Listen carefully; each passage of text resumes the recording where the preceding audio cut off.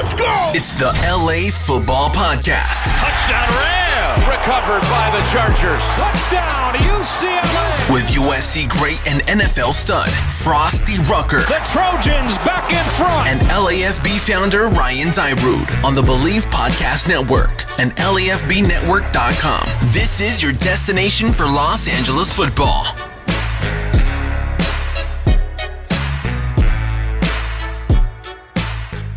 What's up, Los Angeles? Happy, midweek now? We condensed both episodes. Usually we do a recap episode right after the games, but, life happens, schedules happen. So here we are. We're going to recap these games and also preview the next games for our LA teams. But I thought Frost overall was a good weekend, but we'll get to that in just a second. Welcome to the show. This is the LA Football Podcast. I'm your co-host, Ryan Dyrud, joined as always by the great Frostee Rucker. What's going on, Frostee? Good, man. Good. What's up, LA? What's up, Ryan? Not much, man. Doing good. I like that shirt you're rocking. What is that? Gator Boots, Patty Melts, Monte Carlos, and Eldorados. I like it. Is that a friend brand or is that just?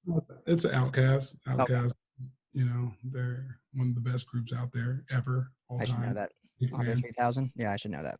3 stacks, the best. Yeah, great. So, we got a great show for you today.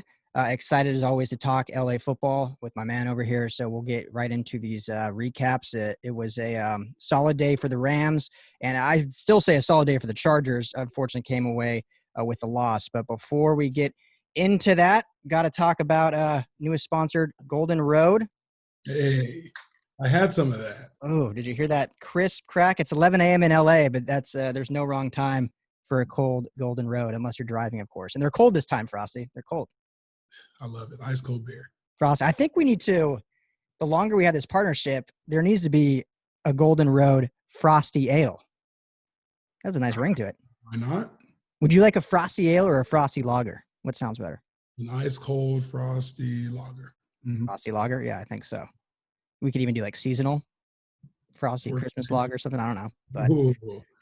But cinnamon in there, a little, yeah. Yeah, I like that. Okay. All right. We'll talk to them. But yeah, Golden Road, local LA brewery, 5 locations, one up north of Sacramento, and then they got Atwater Village, downtown LA, Huntington Beach, and Anaheim for your Orange County residents. We are represented by the Bolt Up Ale as well as Who's House Rams Ale. So 2 of the LA teams that we cover have a beer with Golden Road. So make sure to check them out. Kind of exciting. It's not up on the site yet, but we actually, Frost, I thought this was kind of cool. We are going to be selling their beer on LAFB Network. So you can literally go to LAFB Network, read and listen to us talk while purchasing Golden Road to be delivered to your door. Well, that sounds good for me, and then also you can email us and let us know how it tastes. Yeah. And we may share a beer with you and may bring you on the Zoom ourselves. So don't forget to log in, hit us up, and then you can be a guest on our show. I like that. We'll do a virtual giveaway. Come join us, sit down with Frost and Ryan and have a beer. And we'll do some live stuff once COVID permits. But anyway, Golden Road, check them out. Great beer. I'll enjoy this at 11 a.m. in LA. So, all right, Frosty. Well, let's get right into this Chargers game. Welcomed in the defending champion Kansas City Chiefs. And we knew it was going to be a tough one. We talked about it extensively last week about how dynamic and explosive this Chiefs offense is. I thought the Chargers did pretty well against it, but what were your overall takeaways just right off the bat of this game? Yeah, I think both teams, if we're going to start there, both teams should have left that past weekend, could have left that past weekend 2-0. I think a young Chargers team played absolutely lights out and did exactly what they were supposed to do and take the defending champs to the wire. I went into it thinking it was going to be a landslide of a victory by the Chiefs. I didn't think the Chargers were going to be able to match point for point with them, but the defense of the Chargers bottled them up. They did what they're supposed to do. And for the better majority of that game, they were setting the tone. And I love to see that out of that young team. Coach Lynn had those guys ready to play, even with some adverse moments right before. Oh, absolutely. I think this defense is something to be extremely excited about. We'll get to the offense in a second and the surprise start from the rookie. But yeah, I want to focus on the defense for a second, your unit.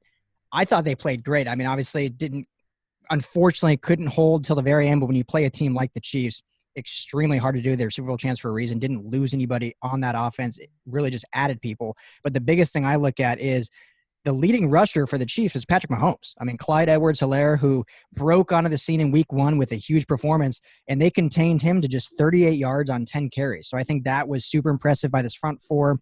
Jerry Tillery, another huge game. I love how you highlighted him in our preseason episodes. And now back-to-back weeks, Tillery's looking like a dynamic force in the middle there, especially because I got a little banged up again. Justin Jones was a little banged up as well, but Tillery's played great. And so overall, I thought the defense played really, really well. You know, Hill got his touches.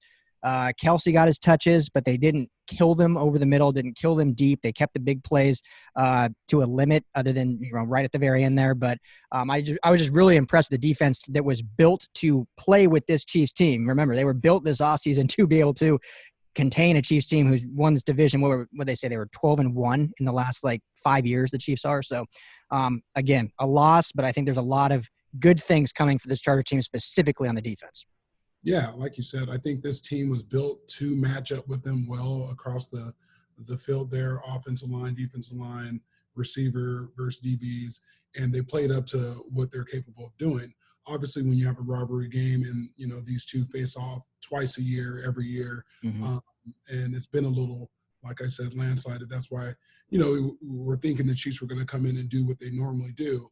But our Chargers really stepped up to the plate here, especially on the defensive side of the ball, not letting those big explosive plays hurt them, not letting 60-yard bomb for touchdowns hurt them. They did, but not all the time.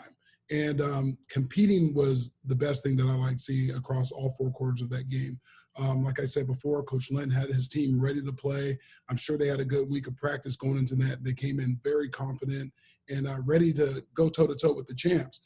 And I know facing a team like that, they got back on the bus and got on the plane, and I'm sure they talked amongst each other saying, you know, this LA Charger team isn't going to be a pushover, and they've gotten better. And that was to be determined going into the season. How much better can a team actually get dealing with COVID and no offseason? But they showed up, they played well, and I was very surprised and humbled in a lot of ways.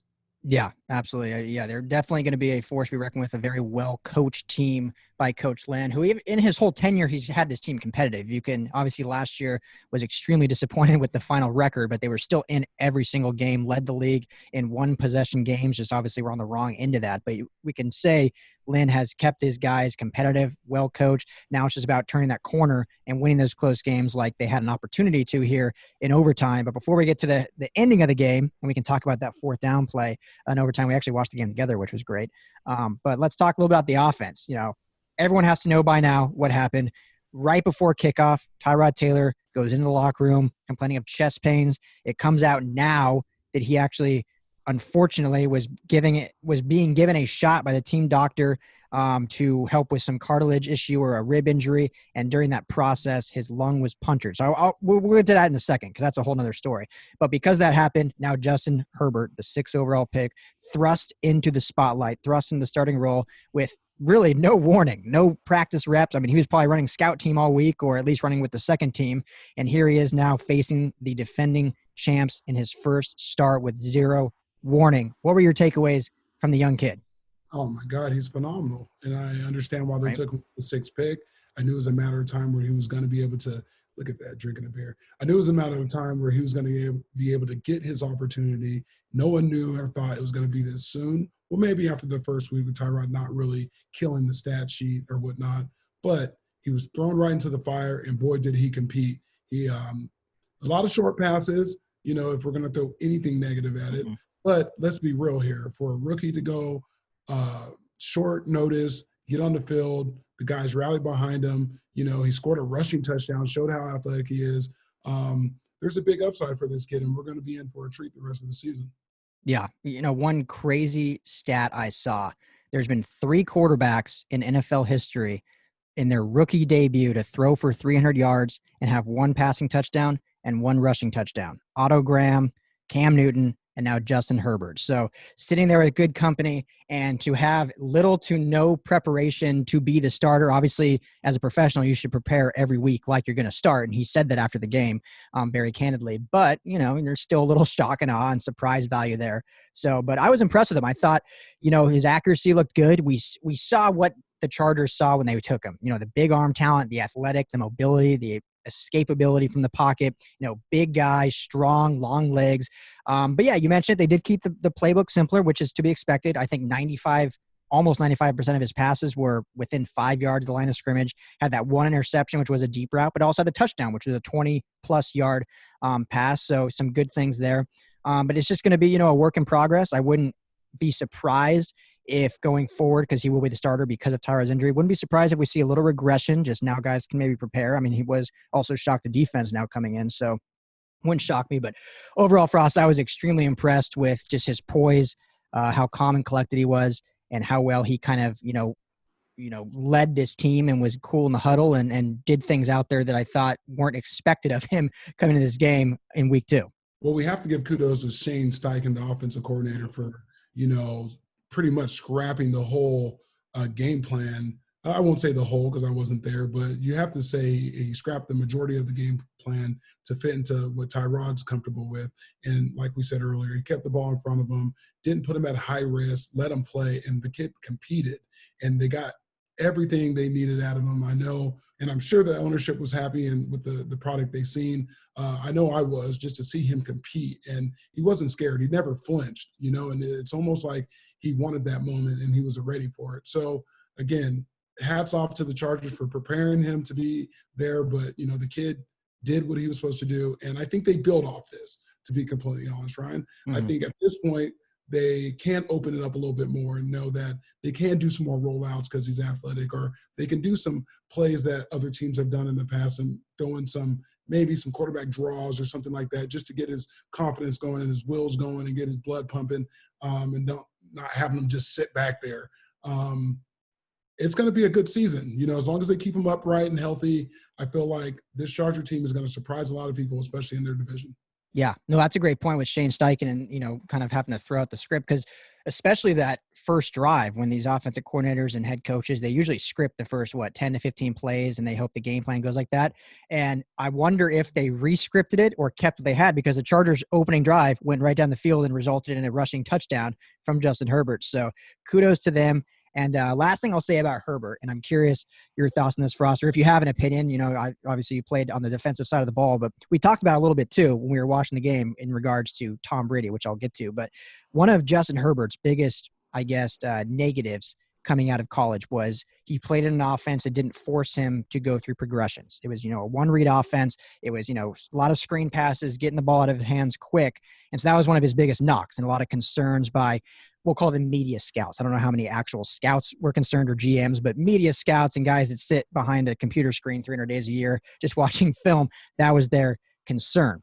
I think what this showed in this first game, and I think what today's NFL has shown us, is you don't necessarily nowadays need to be a progression read quarterback to be successful. This is where I get to what we were talking about. We talked about Tom Brady has made a career basically picking his receiver where the ball's going to go pre-snap. You don't see Tom Brady sitting back in the pocket 4 to 5 seconds going through his reads. He's usually the ball's out of his hands instantly. 3-step drop, boom, it's going to the guy he read before. And I think that's what Justin Herbert showed us this game and what the game plan was. So I guess my question to you is that a fair assessment that in today's NFL, you don't even necessarily need to be a progression read quarterback? Can you simply make your reads pre-snap, line of scrimmage? Because nowadays, with how good defensive linemen now, how athletic, how fast they are, you don't have the time to go through your reads. Yeah, I completely agree with your assessment there. I feel like the way the offenses are ran this time, it's more trick them, more get the ball out of the quarterback's hand, let the receivers get the yak yards and, you know, make their plays and get the balls into the playmakers' hands. You know, we did speak on Tom Brady, the GOAT. I like to say that. A little shout out to Tom. He is the GOAT. It comes a time where you have to get rhythm. It comes a times where you know your matchups, if it's your tight ends on linebackers and whatnot, and get the people that need the ball, get it to them fast. And going forward, I'm not going to complain if that's what they choose to do. It worked for him in college and got him success and got him to be the number 6 pick. Carry some of that over into the NFL, which all other offenses are doing. And we talk about the Rams sometimes, if the coach is in Goff's ear and maybe that causes some confusion, or it tells them where to go with the ball. Who knows how their progression works. But as of right now, get the ball out of his hand, get the ball down the field to these receivers. If it's slip screens with running backs, check downs, whatever it takes, but build his confidence up, and I think a lot of people like to call quarterbacks bust if they can't perform in a certain system. Mm-hmm. Well, why not, this new age of football, you give it to the athlete and make sure you're doing whatever you can do to support their skills and their gifts that they have. Yeah. No, exactly. Like, why not tailor the system around the talent you have on the roster? Don't make a square fit in a round hole, as the old saying goes. Just give them the keys to the car that they should be able to drive, and they did that in week 2. And we'll see going forward if they're able to make Justin Herbert's job easier. And last thing I'll say before we talk, I want to talk quickly about the end of the game. But you mentioned get the ball in your playmakers' hands. And that was one thing that we didn't see in week 1. Austin Eckler obviously had 19 carries, but only had 1 catch. Keenan Allen had 4 catches for 37 yards. Now in this game, totally different. Austin Eckler again had 16 carries, but he also had 4 receptions for 55 yards. Keenan Allen had 7 receptions for 96 yards. So they did a much better job of getting their playmakers the rock, which are going to make Justin Herbert's job a whole lot easier if they're the ones, carrying the pressure and carrying the load, as opposed to having him drop back 50 times a game and just hopefully sling it out. So I thought they did a much better job game planning that way. Yeah, absolutely. Again, we don't want the quarterback sitting back there all that time. And, you're risking a sack, cost fumble. You're risking a lot of body weight on the guy. It can mess up his shoulders, or who knows. Get the ball out of his hands. And then what happens when the ball's coming out of his hand so much, if a play ever breaks down, they're guarding and, they're not stacking the box at this point because he is a threat for throwing the ball. And now he can run. And so once you show that you can run, that kind of gets the defensive coordinator a little weary to run a lot of blitzes and do a lot of man coverages, because you have to account for that quarterback's athletic ability. So, again, I think the Chargers did a great job. They could be 2-0. They're 1-1, but a lot to build on, a lot to be proud of, but it's not over. Let's keep going. Let's keep building. Yeah, something you build. This is there's no moral victories. It's overstated, but this is definitely a game you can build upon for the future and do good things from. And we mentioned how great the defense played. Mahomes threw under 60%, finished the game 57% completion percentage. So that's in itself a huge accomplishment. And they were able to contain him for basically 3.5 quarters. Unfortunately, just had to do it for 4, or I guess 4.5, because the game did go to overtime. And Frost, I'm curious, we watched that game. We watched the Chargers get the ball first, had the momentum, hopefully go down the field, score a touchdown to win it, or at least kick a field goal to extend the game. And they decide on a 4th and short. Obviously, it was in enemy territory. I think it was on the 35-yard line. So if they would have not gotten it, game over right then and there. But 4th and short, Anthony Lynn decides to punt the ball. Do you like that decision? Put it back on your defense's hand, who played relatively well all game? Or do you wish you would have seen them just kind of go for it there, which didn't even guarantee a win, but at least it would have extended the drive?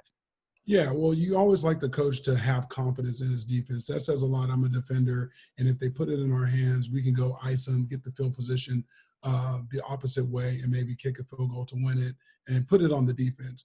I don't think it's a bad call. It's just a temperament of the coach. He didn't do the wrong thing by leaning on his defense in that case. But, if I was the coach at that moment, I probably would have tried to go for it. And then we would be sitting here, talking about how bad of a coach I am. That's why I'm not doing it, right?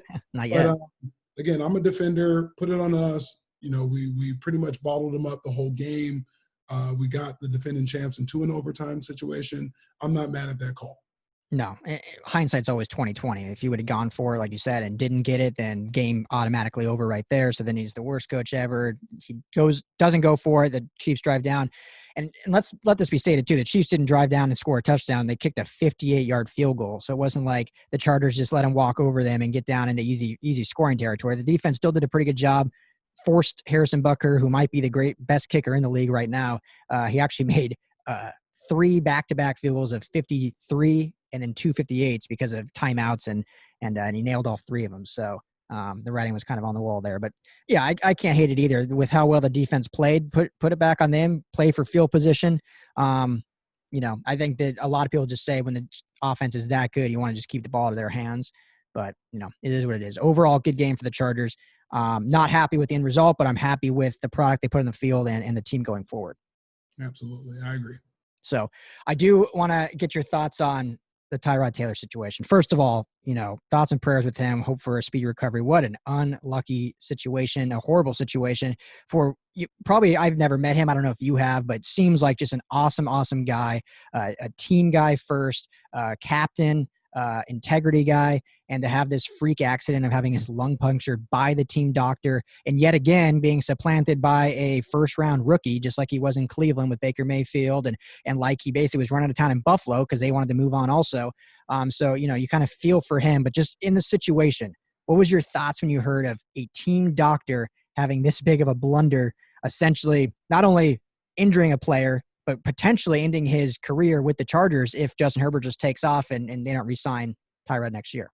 Yeah, it's very unfortunate, and just lets you know how human people are. I'm sure the doctor didn't have any ill intent. I've had rib injuries, if that's what they're saying, what the original issue was with Tyrod. Mm-hmm. I've had rib injuries, and I've gotten shots in my, abs and ribs and whatnot just to get some pain medicine in there so I can go out there and do my job. And it's very unfortunate. But here we are. We're sitting here talking about how detrimental it could be to his career. He is getting older in age.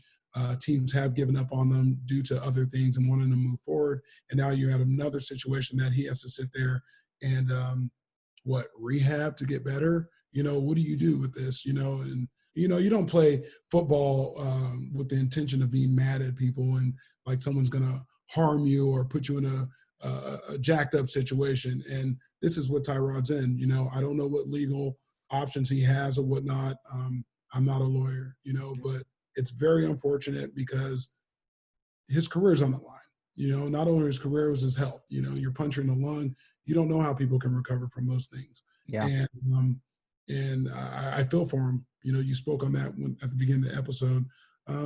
It's just very unfortunate, and I'm sure he's going to have teammates and coaches rallying around him. And, let's see how this all plays out. But, he didn't do anything wrong but show up for his job.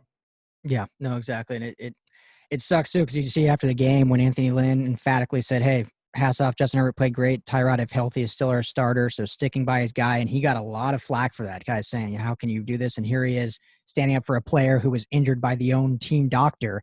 So hats off to Lynn for, being there for his guys, for his player.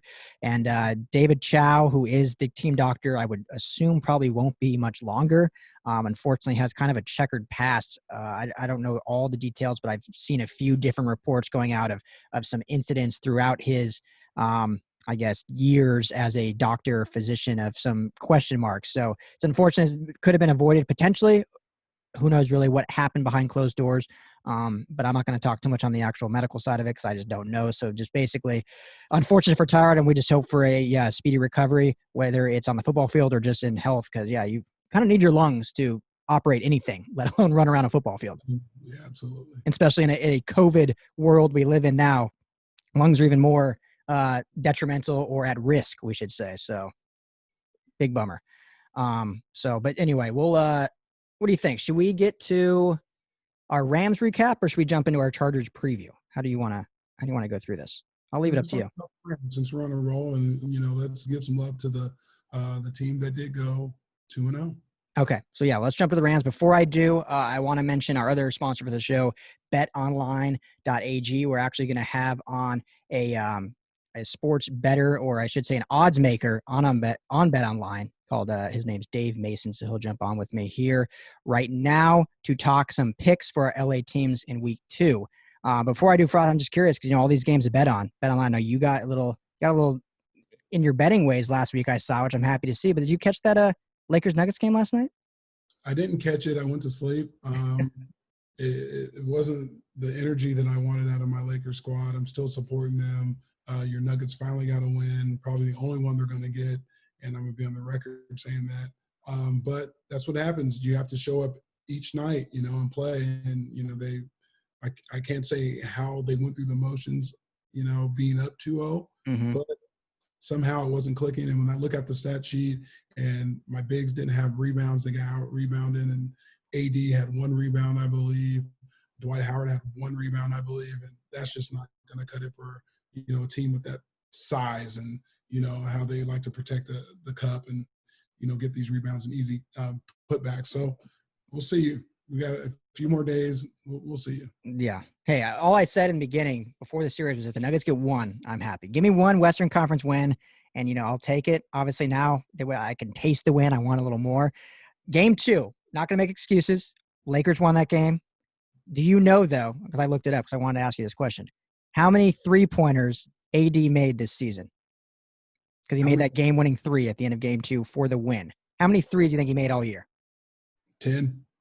Good guess. 12. Made 12 threes all season long and freaking hits the dagger as time expires to get the Lakers a 1-point win. So I was a little bummed by that of all guys. LeBron makes it. I get it. Kuzma, he can hit the three ball. AD of all guys, I'm like, all right. I guess great players rise to great moments, and he certainly did. They do, and hats off to your guys, Murray and the Big Joke. They play lights out. They're very skilled players, and I'm not going to spend too much time on congratulating them, but I'm going to say I do acknowledge them. Hey, that was more than I expected you to do, so I'll take it.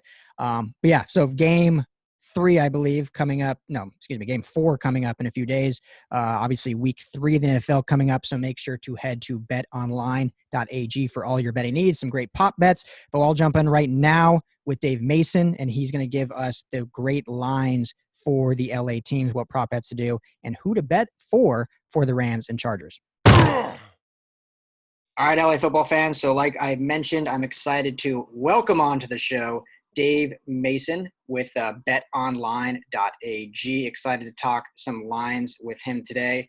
Dave, how you doing, man? I'm great, man. Football's underway. Week 3 already. It's been a weird year, but August was good with all these other sports coming back, and then football hammers at home. So we're excited. Action is great. Yeah, I mean, you guys have had a busy September, considering probably the first time ever having all 4 major sports going on at the same time. Now that baseball's wrapping up, and you got NBA and NHL in the playoffs, and football's back. Yeah, usually on any given year, you have that sports equinox or whatever the hell they call it for 2-3 days maybe, and this year it's for a few weeks, so it's all hands on deck. And the guys went from handicapping marble races and Russian ping pong to to all the major stuff all at once, and you throw in some other stuff like Kentucky Derby a couple of weeks ago and US Open last week, and you're just getting flanked left and right from all these great betting events. Absolutely, yeah. No, you guys do a great job. I remember it's funny you say that, because I remember back in, I can't remember the month now, but mid-quarantine with no sports, and the big event for Bet Online that we were kind of promoting to on our show was the hot dog eating contest. And not the 4th of July one, but like the Zoom the quarantine that was hot cool, dog. Man. Yeah, the quarantine challenge, where we had Joey Chestnut and a bunch of other eaters, and they had 4 events, and that was pretty cool, man. That was a lot of fun to do, and it was a good event. So, we just all during the quarantine, so some books kind of just threw up the white flag, and we're like, screw it, man. We're gonna make our own events, and we're gonna, just whatever. Marble. There's a guy doing marble race on YouTube. We're gonna handicap these damn marble races and put odds up. So, and nothing takes the place of NFL, of course, but we did our best and kept our heads above water, and we were able to pay a couple of electricity bills along the way. That's great. Well, I know fans love it because they love betting on anything, and I know we love it here. And the LA Football Podcast is happy to be partnered with you guys. But Dave, let's get into these LA teams, as I mentioned. So we'll start with the Rams, who travel out to Buffalo, and more so just want to get kind of your insight, since we'll have you on hopefully throughout the season. I know you're a busy guy, but this first time we can kind of just get the behind-the-scenes look of how you guys come to these lines. So Rams right now, as it sits on Bet Online, you have them at +2.5. So how does that line kind of come about, and where do you see, maybe you personally, how this game goes? Yeah, I mean, the line, Rams have been a great kind of surprise, right? They opened the season, I think, 60-1 to win the Super Bowl, and we have them all the way down to 25-1. So, 2-0. Bills, they're off to a good start too. So, that line, if you're a Rams fan, that's a good line for Rams fans, because you would think that if they're about even. Bills is a hot team, so right there 2.5 +2.5. We're still trying to figure out the home field advantage, here with all the COVID stuff. So, a normal year, I think that's probably a 3-point spread right across the board. But now you're giving them the away team, the Rams, 2.5 points now, just because you got to take a little bit of value away from that home field advantage for the Bills. So, So, I like the Rams this year. They were one of my kind of long shot picks this year, 2 years out from the Super Bowl that they almost won, yeah. I mean, I'm hot on the Rams this year. So, but the Bills are a hot team too. So it's going to be interesting. That's definitely one of the features games. There's some great games this weekend, but gun to head, I'm taking the Rams and the points. Why not? I like it. Yeah.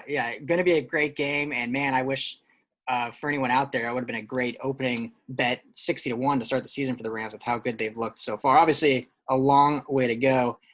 Dave, I'm curious though. This game, let's just say everything COVID related is still the same. There's still no fans. But let's say these two teams meet with the same record. And this is just out of curiosity. Meet with the same record in November. So let's say that would put them. How many games is that? We'll just say each team is like 6-3 at that point. So still pretty even as far as teams concerned. But November in Buffalo, do you think that would increase the line a little bit? The fact that this game is actually warm, but a Rams team from LA playing in November might differ things? That might put an extra half a point on. You California guys going out to Buffalo November, December. It's and I spent a lot of time in California. I'm an East Coast guy myself, and I spent a good 8 years in Southern California myself, so I know how your blood changes when you live there. I used to go visit my family once a year around Christmas. I was like, holy hell, no wonder I moved the hell out of here. But yeah, it could, an extra half a point, definitely different playing in Buffalo in late September than November, December, without a doubt. Yeah. I'm originally from Denver, but I've been out in LA now for 12 years. So when I go home to Denver, even it feels cold. And Denver's pretty temperate compared to the East Coast, like you said. But Dave, last thing about this game, over under set at 47. The Rams put up 39 last week against the Eagles. They put up 20 against the Cowboys. Buffalo, I think, has a much stiffer defense, but also Buffalo has probably a stronger offense as well, as we've seen. Josh Allen throw for over 700 yards and 6 touchdowns to start the year, potential MVP candidate. So are you taking the over, you think, on this game, or do you think defenses actually show out?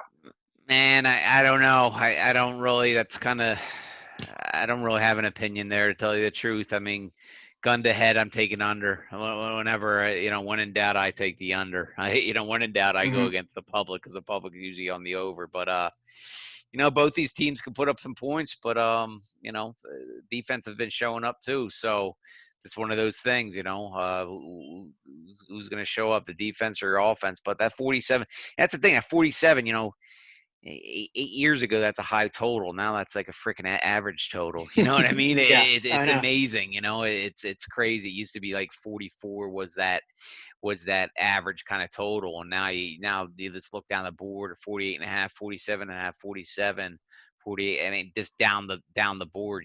47 is just pretty much an average total. Pretty much, I think 47.5 is. Yeah, I think so. So, but no, I'm with you personally. I actually do like the under. I kind of set you up there building up the offenses, but Rams defense only giving up 6 points in the second half over 2 weeks. So I like how these defenses are playing. But Dave, let's transition a little bit to the Chargers as they welcome in the Carolina Panthers. Both teams coming off tough losses. As it sits right now, Chargers are at 6.5 favorites. So how do you think the line was set at that for these two teams?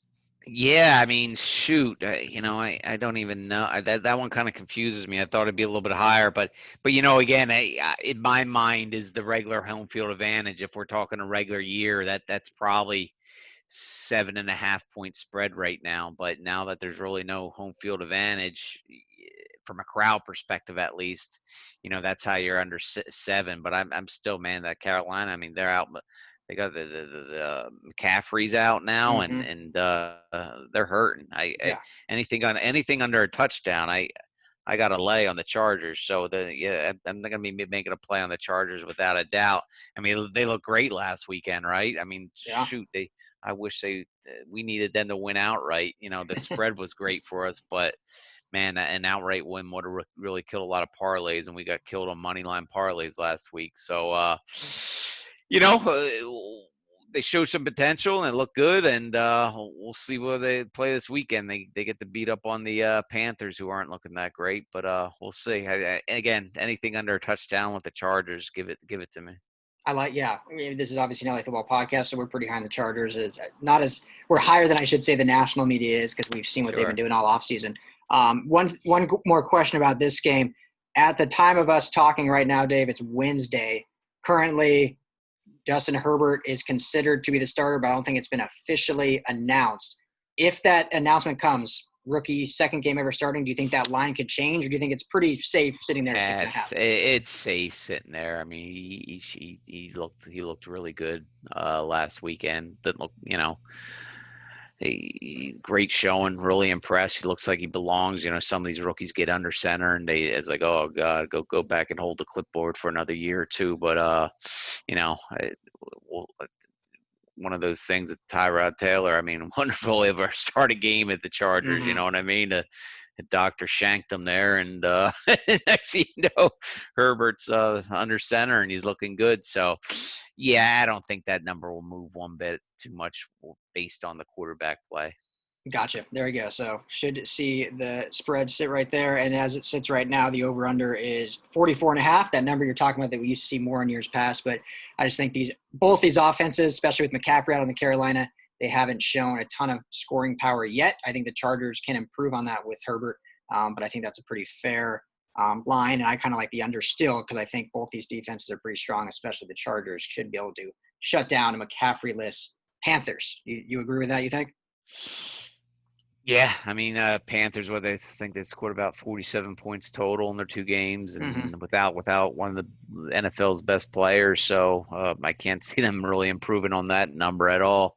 They do give up some points, though, so the Chargers will have an opportunity to put on some points, giving up 65 points, I think, on the season.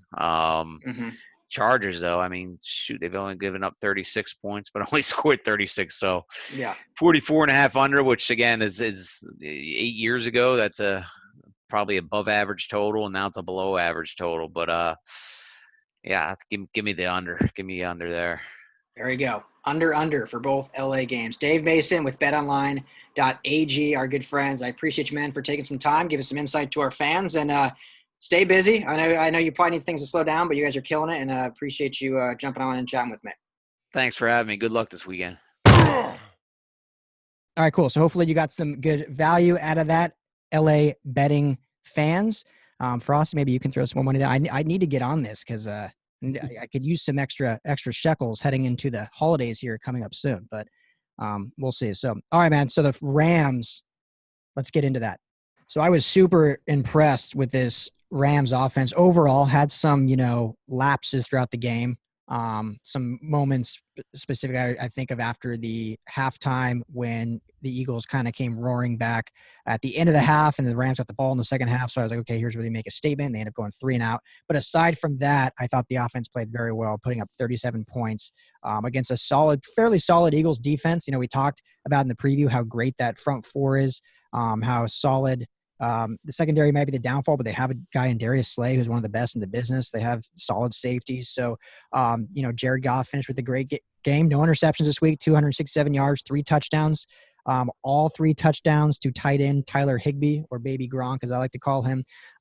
Big game for him, who he's another guy that when he got that contract extension 2 years ago, a lot of people questioned, like, why is they giving him this extension? All of a sudden, he's been one of the top underrated still, but one of the top tight ends in the game. Everyone talks about Ertz, who was basically non-existent in this game. Dallas Goedert, who he highlighted, and the Rams did a great job shutting him down. They talk about, obviously, Kittle and Kelsey. Tyler Higbee needs to be right in that conversation because week in and week out, he's a go-to guy, and 3 touchdowns this week. I think he now leads tight ends in that category through 2 weeks. So big game for him. I do want to briefly touch on the rushing game. Cam Akers, unfortunately, left with a injury.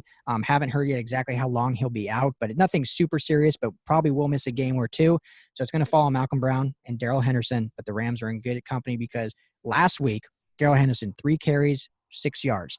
This week, Darrell Henderson, 12 carries, 81 yards, and a touchdown. So that's the guy that everyone's been waiting for. They drafted last year in the 3rd round out of Memphis, and he showed up in a big way this week. Still, I'm going to say this, and I've said it all along. He's not ever going to be the bell cow back, but when he can come in and get 10 to 12 touches and give you 60 to 80 to 90 yards and a touchdown, that's exactly why you drafted him and exactly why you added him to this backfield. And he's the perfect complement for Malcolm Brown. And when Cam Akers come back, that is a dynamic three-headed attack in the backfield. I'm rambling now, Frosty, so tell me, what do you think of the defense? Well, hold on. Let me step in for the offense real quick and just talk about the running back position. So the running backs are by committee. I feel like Henderson did a phenomenal job with the opportunity he was given. He's not going to get the ball 10 to 12 times most games, right? It's maybe just catching the ball out of the backfield, a couple screens here and there, but they used them and they needed them. Akers goes down with an injury. Henderson steps up, takes advantage of the opportunity, and I'm sure some fantasy lovers love that. They make that offense way balanced and way more functional when they can run the ball. And I'm glad that Henderson got an opportunity to do that. Yeah. Now on the defensive side of the ball, I felt like the defense didn't get any sacks, kind of worried me a little bit, but it's more than sacks. When I played the game, I wasn't always worried about stats. It was just how I affected the game. And they still affect the game by the pressure they get. They were in Wentz's face the majority of the game. He was uncomfortable in the pocket, couldn't get the ball down the field. Here pretty soon, just because of what they did, we're going to start hearing Jalen Hurts' name start coming up and popping up around the league. If the Philly fans were in the stands, it would have been probably a chant about Did you, not to cut you off, did you see that? Obviously no fans, so all the noise is pumped in by their PA guys, and they pumped in booing noise for when. So Philly. Yes, so Philly. It's so Philly. You probably heard Wentz's feelings a little bit. But that's just part of the game. They're making it so realistic, right? Yes, yeah. But again, the defense did what they're exactly supposed to do, and that was just shut them down. 3 points in the second half. Can't ask for more out of them with that, and they'll just keep building. And I feel like this team is built for success. They're built to make a real run at it, and this division is very, very good. Oh, so yeah, the NFC West is so good, and maybe the NFC East isn't as good as everyone anticipated, but I still think this is a huge victory. And talking about the defense, Frost, I can't remember if it was fired technically or agreed to part ways, but when Wade Phillips left and they hired this guy that no one heard of in Brandon Staley, who was a Vic Fangio, understudy, but never had a coordinator position. A lot of question marks. Why this guy? Why now? Why are you letting one of the greatest of all time go? And we're seeing now that with the pieces they've created, obviously letting some big names walk. Dante Fowler no longer there. Corey Littleton no longer there. Kept guys just within their roster that they already had. Didn't really go after any big name guys other than Leonard Floyd, who played with Brandon Staley. So guys, disciples that he kind of knew and liked that fit his system. And we're seeing that system implemented, and it's really, really clicking. And when this defense is playing like it is, and this offense is playing like it is, this Rams team has a real viable shot to do some damage across the league in a very tough division, but a division that has a lot of injuries. We look at the Niners, but a division that also has a lot of talent in the up-and-coming Cardinals, your former team, who look very, very good so far. That offense is going to be a real fun test for this Rams defense. Seattle, obviously, always going to be there as long as Russ is there, as long as Pete Carroll's coaching. A big win on Sunday night against the Patriots. But this Rams team, I think, is starting to get more credit, and more credit is what they deserve because of how well they're playing and how well this defense has come together back-to-back weeks against premier quarterbacks, only giving up 3 points in the second half. And talk for a minute on, because I just keep rambling, talk for a minute on Micah Kaiser, who had a huge bounce-back game this week, I thought. Yeah, you can't ask for more out of a linebacker to have the game he had, and obviously he was rewarded with the NFC player or defensive player of the week. Just a phenomenal football player, sideline to sideline, downhill.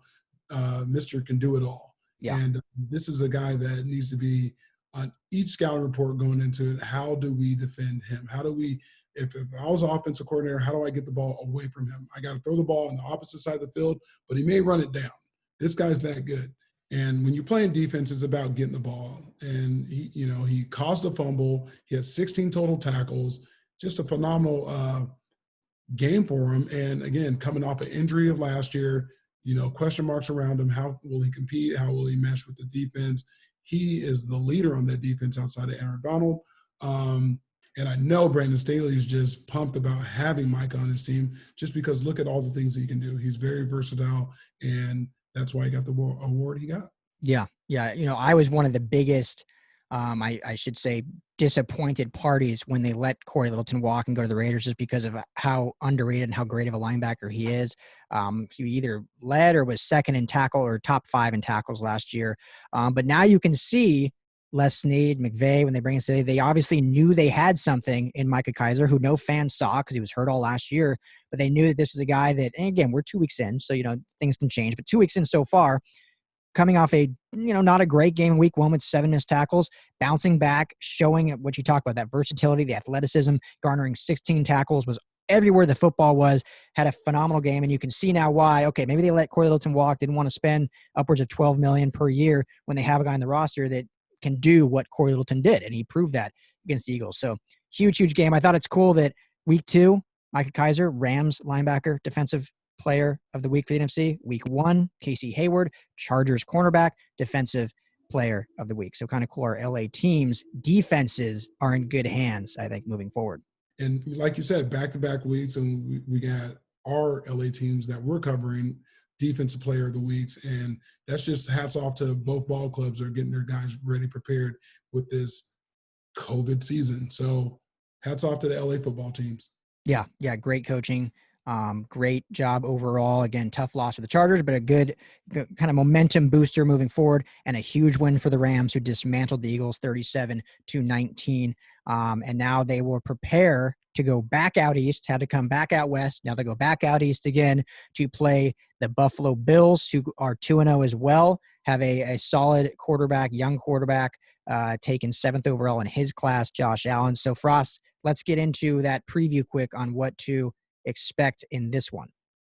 A lot of digs, right? They got the Buffalo Bills have a receiver out there that is pretty damn good, and they're going to try to get him the ball. They're going to test these cornerbacks.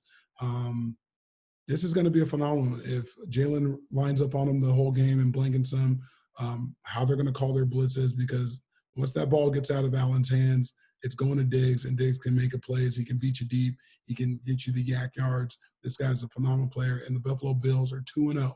So they're playing with full confidence, and this is just going to be one heck of a game. Yeah, it's going to be a tough game. The Bills, ever since their new head coach has gotten there, Sean McDermott, they've been a very tough team. A run-first team that has a smash-mouth defense. Tre'Davious White, arguably the greatest corner in the game right now. He plays in the same division as Stephon Gilmore, so you can go back and forth kind of on those two. Obviously, Jalen Ramsey out here west. But yeah, Tre'Davious White also got a big contract, but so he'll be, I would assume he'll match up on either Woods or Kupp, so that we should see maybe a big heavy dosage of Tyler Higbee again. So look for him to get open over the middle a lot. Van Jefferson, who has played well, but hasn't had like that breakout rookie game yet. Look for Van Jefferson to potentially have his breakout game, because Tre'Davious White, if he shadows one of the big guys in Kupp or Woods, someone else is going to need to step up. And I think this could be time for Van Jefferson to make that happen. So speaking of just offensively, that's what I'm looking for. Van Jefferson is my dark horse player of the week. Goff, I want to see, quick passes again. Buffalo has a great defense, as I just keep stating. So we need to get the ball out of his hands quickly. And in the running game, they 40 rushes in week 1, 39 rushes in week 2. Can't abandon the run in week 3 now with a good front four yet again. Keep pounding the rock. If you can get Malcolm Brown, say Cam Akers is out, Malcolm Brown, 14 to 18 carries. You can get Darrell Henderson 10 to 12 carries. That's a nice balance attack, 2 very different style running backs. And I think that's how you're going to beat this Bills team, which will then open up, obviously, the play action. And Goff can maybe hit that deep ball that we've been looking for. And hopefully Van Jefferson can be in the end of that. So those are kind of my keys to victory for the offense for this Rams team. Keys to victory on the defensive side of the ball, we're going to get more pressure to Allen. Like you said, last week, the Rams did a phenomenal job getting in Wentz's pocket, making sure he was always irritated and running around and not knowing where the ball's going to go and throwing erratically. This week, we got to capitalize and get the sacks and get them down on the ground, because Josh Allen, not only can he throw the ball 70 yards in the air, he can run the ball. So it's going to be an upfront game, and I think the Rams should be up for this challenge. Yeah. Josh Allen, who in 2 weeks through the year has 729 yards passing and 2 or 6 touchdowns through the air, plus a lot of rushing yards as well. So, say what you want about the guy, but 2 weeks in, he's an MVP candidate right now and will be a handful for this Rams team. The biggest thing with Josh Allen, and this has been his whole career, not a very accurate passer. So if you can get in his face and keep him contained, which is going to be another big job for Micah Kaiser, whether they have him as a QB spy or however they do things to schematically draw this game up against Buffalo. But it's going to be keeping Josh Allen contained because he's not your prototypical pocket passer. He can do it, but where he gets you is when he escapes the pocket and either decides to run with it or creating those big plays downfield after he, evades the rush. So it's going to be keeping him contained, not allowing him to do that. And as you mentioned right in the beginning, containing Stephon Diggs, who was their big free agent acquisition, or technically he was a trade, but adds so much versatility. You have John Brown, who's your burner. So this is a very underrated receiving core. Obviously, we didn't even talk about the rushing game with, the young backs they have there. They have, the new rookie out of Utah, Zach Moss, Devin Singletary. So it's a very dynamic, good team that is most people's pick to win the AFC East for, first time it's not the Patriots if they actually do it since Brady was there. So it's going to be a tough game, though. So it should be a really fun, entertaining game, I think. And I'll be having my Golden Roads cold and ready to go. Yeah. Whose house? We'll do the whose house one for that game. So let's do a prediction. What do you think? Rams go 3-0? 3-0. I think so too. I think it's gonna be a close, hard-fought game. It'll be closer, I think, than last week's Eagles game. I think the travel. These are professionals. I don't think the travel's gonna get to them. Sleep on the plane. These are nice charter jets. I think they'll be okay. So I don't want to make too much about the traveling, but we can at least state it back and forth in 2 weeks. But I think these guys coming prepared. Sean McVay's coaching a really, really good season so far. He has the offense clicking. The defense is clicking. So I would expect to see halftime, either the Bills up or a very close game. And I think the Rams will kind of pull away like they have both weeks in the second half. And I think they get I'm not going to put a score on it, but I think they get a 10-point win out of this. I like the Rams that much. 10-point win. Sounds good. Yeah. So, all right, let's look at, before we wrap this episode up, once again, this is the LA Football Podcast. Thank you so much, everyone, for tuning in. All right, so we got to end this with our Chargers matchup. Going to be Justin Herbert as the starter. Obviously, we talked extensively about the unfortunate situation for Tyrod Taylor, but this is now Justin Herbert's team for the foreseeable future. He is the guy, and they will play the Carolina Panthers. Welcome Carolina to SoFi for their second game there. So hopefully their first win at SoFi. But Frostee, just off the top, what are you looking for in this game? Let me just mention no Christian McCaffrey for these Panthers teams. So that's a huge blow for them and a huge, I guess you never want to say positive for a guy injured, but it makes things easier for this Chargers defense. But what are you first looking at for this matchup? Containing Teddy Bridgewater, not letting Teddy get comfortable flying all the way to LA. He's going to see the Hollywood sign. He may go get a carne asada burrito from somewhere. Don't let Teddy get comfortable. We got to disrupt him and the timing of him and his receivers because Teddy can still beat you deep. He's a smart quarterback, and the Chargers have their hands full just containing him. But I do like the Chargers in this game. I do think they got a little taste of how they can compete versus a very good team. Obviously, they beat the Bengals. No one expected them not to. Mm-hmm. It's a closer game than expected. But they come back and go toe-to-toe with the defending champs and really prove that they belong on that field and they can possibly beat them. Now that's going to carry over. I think this team keeps building on this. I think they built off that energy that they left that field with. I don't think there was any heads down leaving the field. Maybe a little disappointed that they didn't finish it off, but I think they just built so much confidence, and I really like the Chargers in this one. Yeah. No, I hope absolutely that's the case, and I do think it is. I just hope it's not the opposite, where you see teams put so much effort forth to come away with a victory in a division game, beating the champs, and then just end up getting deflated by not pulling off the victory and come out flat the next week. I don't think that'll be the case. I think Anthony Lynn will have these guys ready. I think, Justin Herbert now being the guy, it kind of adds a spark. There's nothing against Tyrod, but just sometimes, okay, the guy they drafted is now the guy. Let's rally behind him. You'll see that, but I just hope we don't see the latter where, maybe deflate a little bit. Man, we were this close, that, but I don't think we will. So, yeah, Teddy Two Gloves, man. Love that he's gotten another starting opportunity down there in Carolina. He did have 2 interceptions last week. So if you can get in his face early and often, I like this secondary against these receivers. Obviously, DJ Moore, very talented guy. Robbie Anderson, who was their free agent acquisition for the Panthers, has kind of had a reborn career. Not that he disappeared, but he's been really, really solid so far for Teddy and for this Panthers team. So that'll be a big thing to watch. I think he'll run out of the slot a lot, so maybe Chris Harris Jr. will be locked on him, which is a good matchup for this Chargers team. I like Harris on him. And, I just think, contain Teddy, keep him, guessing, because he's gotten the yards so far this year, but only has 1 touchdown and 2 picks. So certainly can do it. And I do think that the Chargers continue with this balanced attack and letting the quarterback get his legs under him, let him get some design runs in there, throw the ball a little bit deeper, test these corners, get Keenan Allen going. Again, I like the Chargers in this one. Yeah.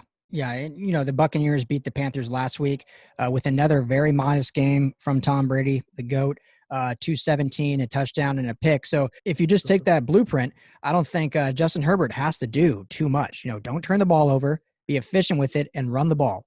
Tampa Bay had over 100 yards rushing from Leonard Fournette. Ronald Jones got in the end zone on his 7 carries. So they were very efficient running the ball. And that opened things up a little bit for Tom Brady to at least be efficient in the passing game, but he didn't have to do too much. 217 yards and a touchdown is a very, very modest game for the GOAT. So if Herbert can go out there, complete at least 60% of his passes, we get the screen game early, get Keenan Allen involved early, and maybe have Austin Eckler involved in the passing game just like last week, and then pound the rock with Joshua Kelly, who had 23 carries last week as a rookie, who actually led backfield in actual carries.